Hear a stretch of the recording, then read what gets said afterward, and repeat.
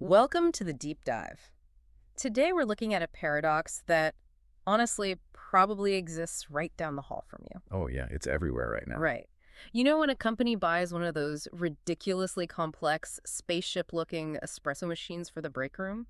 Yeah, the ones with, like, a million dials and levers. Exactly. So management sends out this glowing company-wide email saying, enjoy the new perk, but then nobody actually touches it. Because it just sits there collecting dust. I Yes. mean, everyone is secretly terrified of breaking it. Hmm. Or maybe just, spraying scalding milk all over their work clothes right in front of their boss. Yeah, it's just too much of a risk for a cup of coffee. Way too much. But that intimidation factor is very real. Until one day, your desk neighbor, someone you actually trust, leans over and says, hey, let me show you exactly which 3 buttons to press to get a perfect latte. Right, they demystify it. Exactly.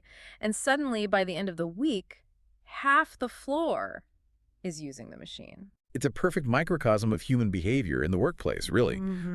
We don't want to look foolish, so we wait for someone like us to go first. We need that social proof before we change our routines. And that exact dynamic is our mission today. We are unpacking a massive, incredibly expensive paradox in the modern workplace.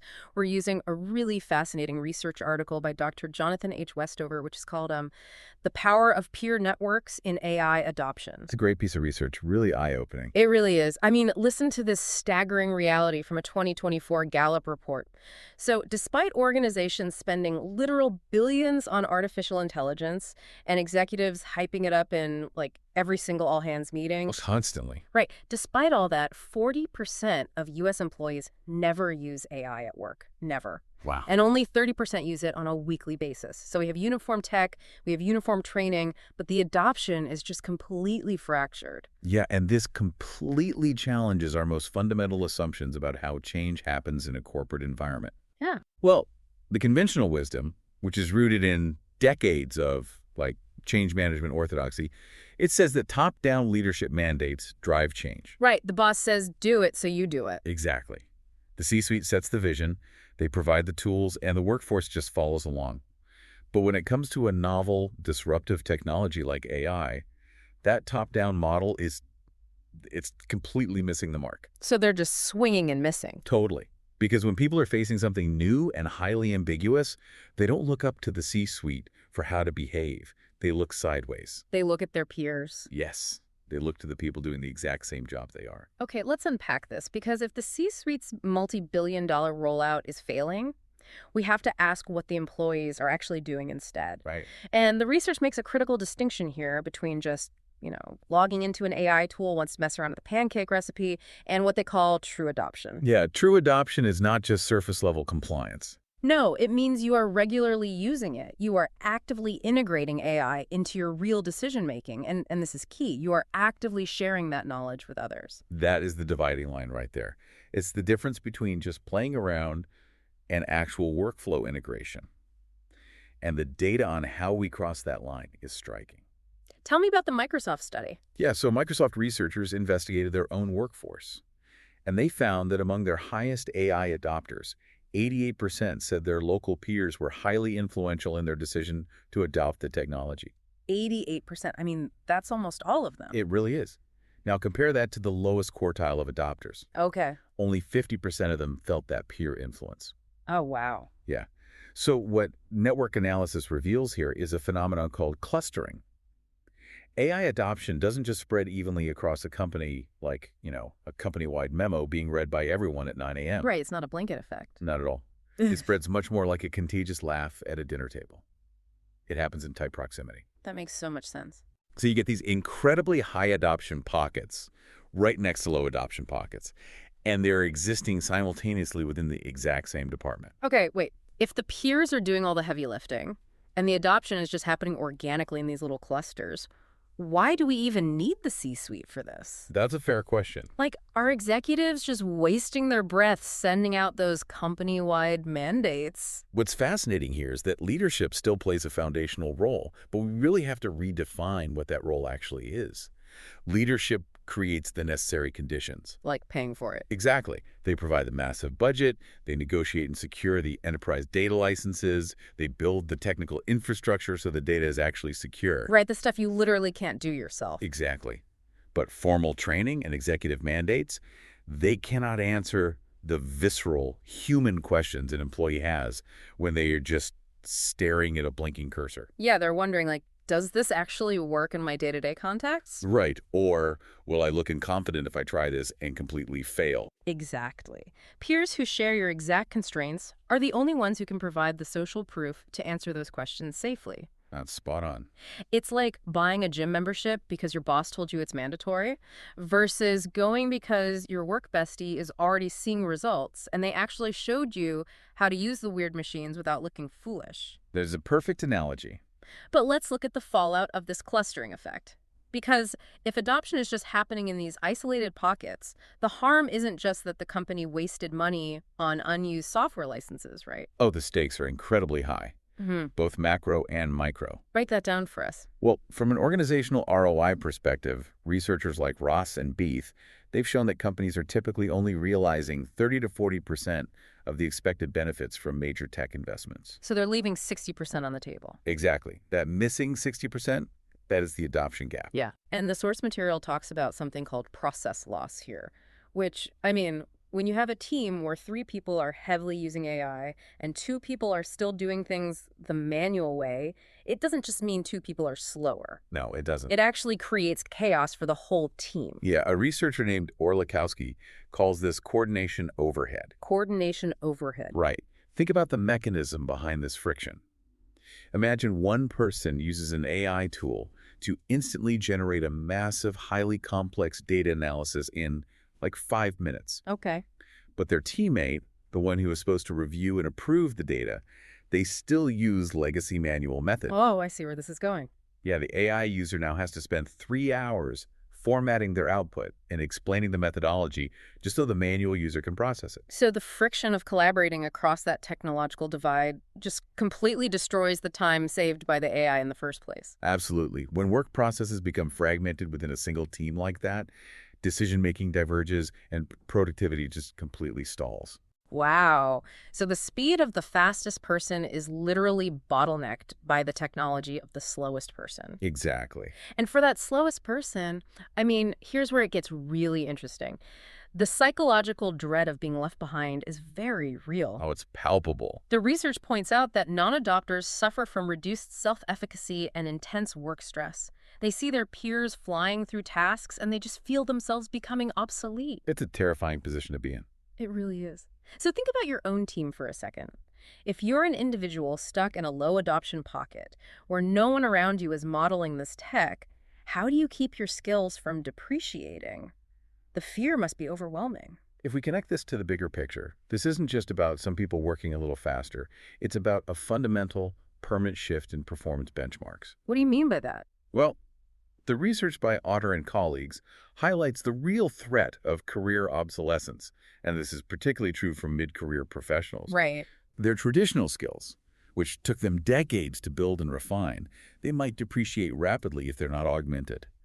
Tasks that used to take you 4 hours now take minutes for your AI-enabled colleagues. Oh, wow. So the actual baseline expectation for what a person can accomplish in a single workday is just resetting across the entire economy. Exactly. If you are in a low adoption pocket, you are being judged against a standard you literally cannot manually meet. That is, I mean, we desperately need a way to help those people catch up before they are penalized for it. We do. But the standard corporate answer to this is just universally terrible. Oh, the worst. Right. The HR department rolls out some generic AI 101 training module.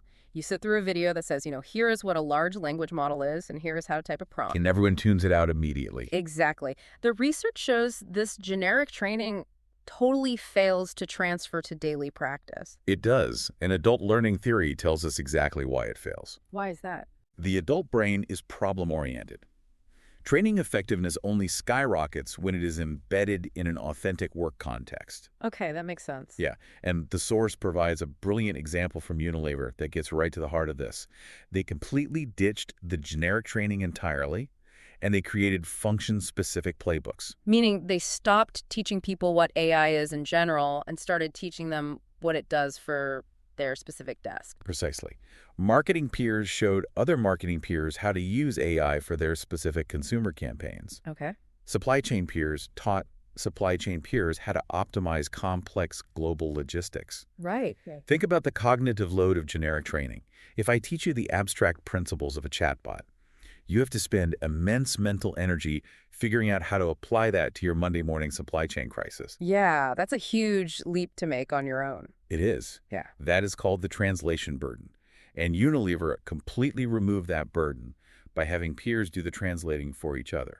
I love that. It's like generic training is like reading a textbook on internal combustion, when what you really need is your neighbor to show you how to jumpstart your specific car. That is exactly it. But, to even get to the point where peers are sharing these specific use cases, you need an environment where people aren't terrified of making a mistake. Yes, absolutely. Amy Edmondson's research on psychological safety is heavily cited in Westover's paper here, because effective AI use actually requires trial and error. Lots of error. Yeah, you have to write bad prompts to get to good ones. If you are afraid of looking incompetent in front of your boss or your peers, you just won't try. This is where leaders can be incredibly effective, not by mandating use, but by modeling vulnerability. Interesting. Yeah, Microsoft leaders recognize this fear, and they deliberately share their own failed prompts, along with the terrible, hallucinated outputs they received, just to normalize the fact that mistakes are a mandatory part of the process. Wait. You're telling me Microsoft executives were deliberately posting their worst AI mistakes for the whole company to see? They were. Because if my CEO posts a terrible AI prompt that generates complete garbage, my first thought isn't, wow, what a productive failure. My first thought is, they have no idea what they're doing. Right. How does that not completely backfire and destroy their authority? Well, it would destroy their authority if they were failing at their core competency, like financial strategy. Sure. But they frame this specific technology as a necessary exploration. They brand it as productive failure. Productive failure. Okay. Because AI requires iteration, showing the messy middle of the learning process actually lowers the perceived risk for everyone else. If the CEO can get a bizarre, hallucinated answer from the AI and just laugh about it, then a junior analyst feels safe getting a bad output too. that takes the pressure off completely. It really does. Furthermore, when leaders frame AI as augmentation rather than replacement, they remove the existential dread. Which is huge right now. Oh, massive. If I think learning this tool means I'm basically training my own robotic replacement, Yeah. I will sabotage the rollout. Obviously. But if I realize it just makes me superhuman at my current job, I will actively experiment. Okay, so we establish the function-specific context, and we remove the fear of failure by having leadership look a little foolish on purpose. Right. Now we need the spark. We have to actively engineer this peer influence. You can't just cross your fingers and hope people chat about AI at the water cooler, right? No, you really have to manufacture the social proof. Yeah. The research highlights Chevron for this. What did Chevron do? Early on, there was immense skepticism among their geologists about using AI for subsurface analysis. Okay, yeah. I mean, these are highly trained scientists relying on decades of traditional methods. They're not just going to trust a chatbot. Exactly. And the turning point was not some Silicon Valley consultant coming in to give a flashy presentation. The turning point was peer geologists presenting visible proof points. Oh, wow. They showed their colleagues exactly how AI identified drilling opportunities that their traditional manual methods had completely missed. So what does this all mean? When the evidence comes from a trusted peer doing the exact same job, facing the exact same pressures, it shatters skepticism far faster than any external mandate ever could. Yes. And companies are actually building formal, permanent structures for this now. Yeah. Salesforce built what they call trailblazer communities, and Pfizer created these AI excellence circles. AI excellence circles, that sounds very official. It is. They literally bring people together on company time just to troubleshoot and share prompts specific to their domains. Right. It's highly structured, organized, peer-to-peer learning. That is brilliant. There's another example in the research that is fascinating because it tackles the danger of this tech. BP. Oh, yes. BP's approach is vital. They didn't just teach people how to use AI. They created AI assessment checklists to help employees critically evaluate the AI. Right. They trained them to spot biases and recognize when not to use it. And the paper calls this building distributed AI literacy. Yes. Distributed literacy. Just to ground that term for you listening, distributed literacy means we aren't just relying on the IT department to be the AI police for everyone, right? We are pushing the critical thinking down to the individual user. And that is a crucial mechanism for a massive organization. You simply cannot rely on a centralized IT department to gatekeep every single AI query generated by thousands of employees. No, it would be impossible. You have to build critical evaluation skills into the network itself. Users who understand the severe limitations of a tool actually deploy it far more effectively than those who only understand its capabilities. That is such a good point. They know when to trust the machine, and they know when the stakes are too high, and they really need to verify the output manually. But, none of this matters. Not the excellence circles, not the playbooks, not the assessment checklists, if the company secretly punishes people for trying. The trap of misaligned incentives. This is where most corporate initiatives go to die. Exactly. The research leans on Kerr's classic organizational theory here. People respond to the incentive structures they are actually given, not the ones the company claims to have. Exactly. If you reward traditional approaches, AI adoption stalls out. It does. So think about your own organization's incentive structure. Are companies accidentally penalizing their best early adopters? Like, if someone takes the time to learn AI and suddenly becomes 50% faster at their job, does their boss just reward them by piling on 50% more of the grueling manual work? This raises an important question because that is the ultimate test of an organization's true commitment to change. We talk a lot about positive incentives, giving people innovation time, or adjusting performance metrics to recognize AI-enabled productivity. Sure, bonuses, things like that. Right. But removing negative incentives is actually the first and most critical step. Walk us through what a negative incentive looks like in this context. A classic negative incentive is punishing a short-term productivity dip. When an employee first starts integrating AI into their workflow, they will likely be slower. Right, because they're learning it. Exactly. They are navigating a steep learning curve, they're writing bad prompts, and they're having to verify outputs constantly. Yeah. If their manager penalizes them for missing a traditional weekly quota during that learning phase, that employee will immediately abandon the AI. Oh, totally. They'll just go right back to the old way. They will retreat to their old, manual, safe way of working just to protect their performance review. And the adoption dies right there. Wow. Organizations have to protect that learning phase.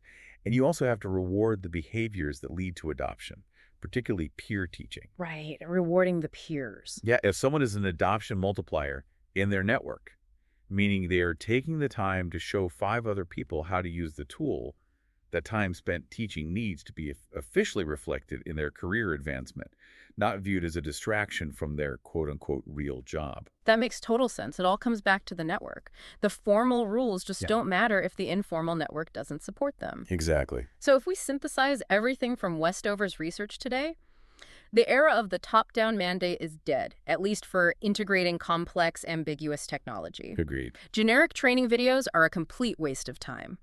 The real engine of AI adoption is social proof. Yeah.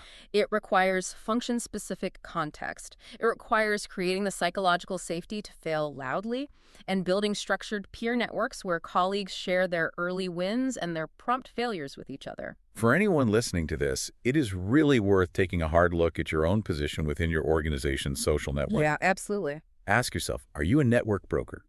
Are you someone who has figured this out and can help spread that AI literacy to your peers? Right. Or are you sitting in an isolated low adoption pocket? Because if you are isolated, you need to actively seek out your own AI excellence circle. Find those people. Find those peers, even if they are in other departments, because your long-term career relevance depends on escaping that pocket. Yeah, the baseline is shifting, and you just don't want to be caught doing it the hard way. No, you don't. But I want to leave you with a final, slightly provocative thought to mull over. Oh, why? We've spent this entire deep dive establishing that peer influence is incredibly powerful. Much more powerful than formal mandates for spreading the adoption of helpful AI tools. Right. It operates like a social contagion. But think about the dark side of that contagion. Okay. What happens if a highly charismatic, deeply trusted peer starts heavily relying on a deeply flawed, hallucinating AI model for critical work? Oh, wow. If social proof is strong enough to override leadership and formal rules, how does a corporate network go about unlearning a bad technological habit once it's already gone viral internally? Well, it is the immense risk of relying on social proof. When the wrong behavior becomes the norm, it is incredibly difficult to eradicate. Because once your trusted desk neighbor shows everyone how to use that complex break room espresso machine, it's going to be really hard to convince the whole floor to stop drinking the coffee, even if you find out the milk has gone bad. Great point. Keep an eye on your networks. We'll catch you on the next deep dive.